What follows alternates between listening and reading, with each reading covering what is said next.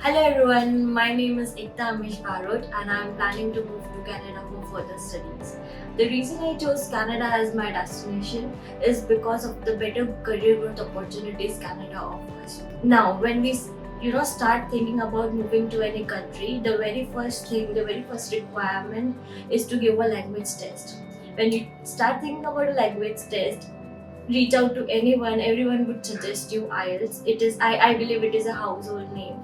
IELTS is the best and the recommended language exam for most of the major countries, and it is acknowledged for maybe be it student visa or work visa or any type of migration. Now talking about my scores, so I had overall 8 bands in my IELTS exam, and the module in which I scored the highest was listening.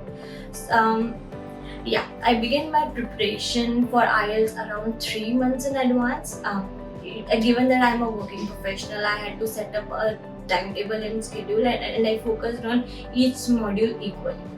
However, my favorite module would be listening and reading, because I believe those are the most scoring modules, as you can score full marks as well given that you have practiced enough. There are various mock tests available from which you can practice and try and score as much possible for listening and reading. So my final words of advice would be to make English as a way of life.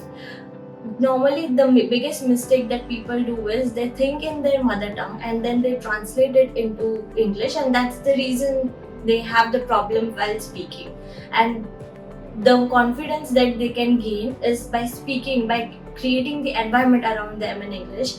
If I talk about me, my husband used to talk with me in English every time. Even we used to fight in English. So if you talk in English on personal, in your personal relations with friends, with family, or even if you have one single friend, it would be helpful. If you don't have anyone, if from with whom you can speak in English, you can find someone online, because there are many people like us who are planning to give IELTS exam, and you will be helping them and they will be helping you.